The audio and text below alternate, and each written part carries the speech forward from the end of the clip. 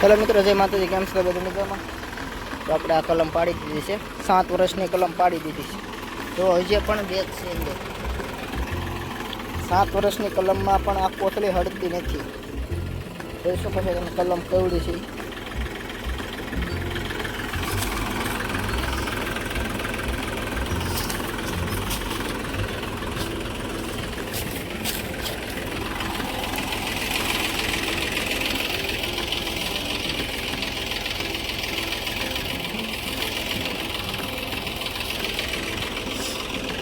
Set નહીં થઈ જાય કે સેટ થઈ જાય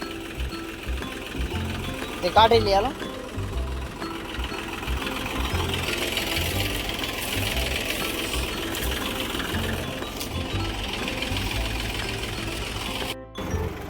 હાલો હવે આવડી આ કલમ પણ આપણે પાડી દેવાની છે.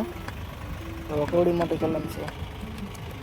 આખા ખેતરમાં 2 કલમ બહુ નડતી હતી એટલા માટે આપણે કાઢી નાખવાની છે. જો આપણે એમાં ધક્કો મારીએ છીએ. હાલો પડી ગઈ. જો આ 7 વર્ષની કલમ છે. નીચે પથ્થર હોય કે ને એટલા માટે જલ્દી પડી જાય, નકર તો ન પડે. આપણે આ જમીન બધી પથ્થરવાળી આવે છે એટલા માટે ન પડે જલ્દી. જો તમે કેવું એનું પડ્યું છે. આવડી મોટી કલમ છે, આપણે એક જ વારમાં પાડી દીધી. તો એને આપણે 5 કરીને ફેરવી કેમ થાય છે. 5 દાંતો ભરાઈને ઊંચી કરી એટલે જોઈ છે થઈ જાય કે નહીં, કારણ કે ટ્રેક્ટર હવે નહીં લાગે. આવે આડી પડી ગઈ હોય એટલે નથી લાગે આવતું છે. ચલો ધક્કો મારી દઈએ. લાગી જાય તો થોડી ઘણી ઓલી થઈ જાય એટલે બળ ઓછું કરવું પડે. ફળિયામાંથી વ્હીલ ચડે છે એટલા માટે લગભગ તો મારા અંદાજ પ્રમાણે નહીં બહુ કાંઈ થાય.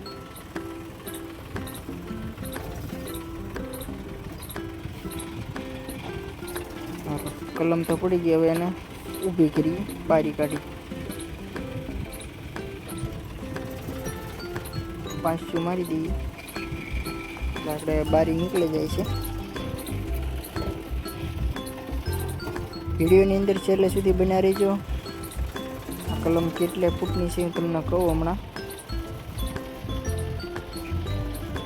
5 દાંતો ભરાઈને આપણે ઊંચું કરીએ તો થઈ જાય. તો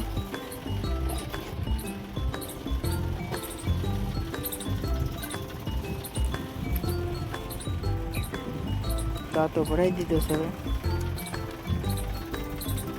બળ કરાવીએ થઈ જાય તો.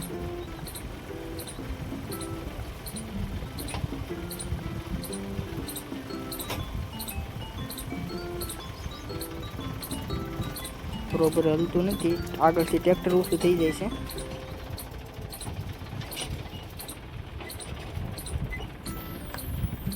ઘણું બળ કર્યું પણ એમ તો આવતું નથી એટલે 5 પણ હલવાઈ ગયું છે અંદર.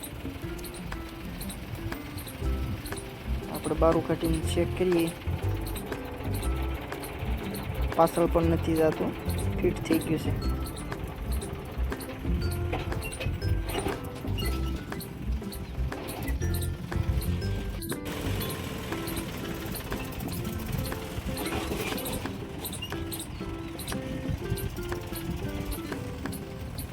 હાલો નીકળી ગઈ.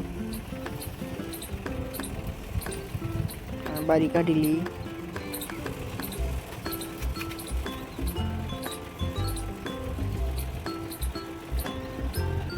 હાલો આપણે 2 કલમ કાઢી છે. ત્યાં આપણે કેવી રીતના લેવલ કરવાનું છે હું તમને વિડીયોની અંદર જણાવું હમણાં, કે આ કલમું નીકળી ગયા પછી કેવું ત્યાં વાડીની લોકેશન બેઠું છે. આપણે 2 કલમો કાઢ્યા પછી કેટલી જગ્યા થઈ છે એ તમને કહું. વિડીયોની અંદર બન્યા રહેજો છેલ્લે સુધી.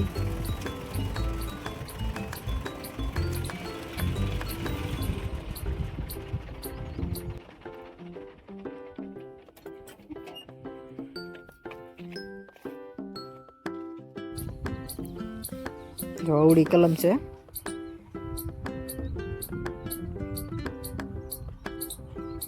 15-20 ફૂટની કલમ છે.